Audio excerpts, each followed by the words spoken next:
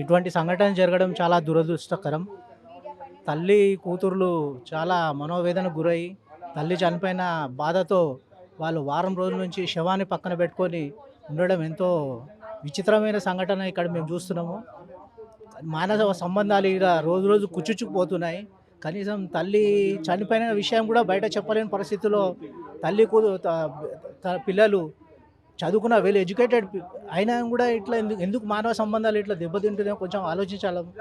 కానీ ఇటువంటి సంఘటన జరగడం దురదృష్టకరం. వాళ్ళకి మేము సానుభూతి తెలియజేస్తున్నాము. వాళ్ళ మనోధైర్యాన్ని ఆ భగవంతుడు చేకూర్చాలని మేము ప్రార్థిస్తున్నాం.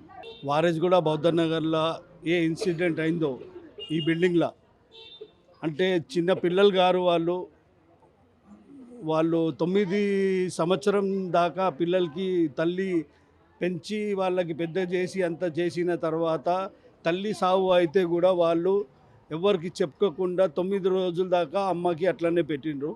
అంటే వాళ్ళు కూడా జాబ్ చేసేవాళ్ళే. ఒకళ్ళు ఈవెంట్లలో చేస్తారంట, ఒకళ్ళు ఇంకోటి మన ఎన్జిఓలో పనిచేస్తారంట.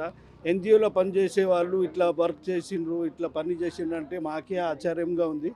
ఎందుకంటే ఈ బౌద్ధ నగర్లో మొత్తం వారేజ్గూడ సికింద్రాబాద్ ఏరియాలో ఇది ఫస్ట్ టైం జరిగింది. ఇది ఇట్లా న్యూస్లు మేము క్రైమ్ పెట్రోల్లో దాంట్లో చూస్తాం, సిఐడిలో. కానీ ఈ టైం మా వారేజ్గూడలోనే వచ్చేసింది, మా ముంగట్నే వచ్చేసింది. ఇట్లా కూడా నిజం అవుతుందని మాకు తెలిసింది ఇప్పుడు. కానీ ఆ పిల్లలు జర్రా బస్తీ వాళ్ళకి చెప్తే మేము ఎంతోమందికి హెల్ప్ చేస్తూ ఉంటాం. పెళ్ళిళ్ళు కావాలంటే పెళ్ళిళ్ళు చేస్తాం, సావుకి పైసలు అంటే పైసలు అరేంజ్మెంట్ చేస్తాం. అంటే వాళ్ళకి ఒక్కసారి చెప్తే అందరం కలిసి మేము పైసలు ఇచ్చి సావు అంతా అరేంజ్మెంట్ చేస్తుండే కదా. ఒక రోజులోనే మీరు చెప్పేస్తే మేమంతా అరేంజ్మెంట్ చేసి పంపిస్తుండే.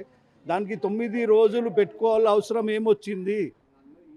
ఇప్పుడు ఏదన్నా ఉంటే పోలీస్ డిపార్ట్మెంట్ వాళ్ళతోటి మా కోరిక ఏముందంటే పోలీస్ వాళ్ళతోటి వాళ్ళకి మంచిగా కౌన్సిలింగ్ ఇచ్చి అడిగితే ఏమన్నా తెలుస్తుంది. ఎందుకంటే హార్ట్ అటాక్ అని చెప్తున్నారు, కానీ హార్ట్ అటాక్ వస్తే కూడా వాళ్ళు డైరెక్ట్ పోయి చెప్పేస్తే అయిపోతుండే. వాళ్ళ తండ్రి కూడా లేడంట. ఇప్పుడు తండ్రి ఎక్కడ ఉన్నాడో అది కూడా తెలియదు.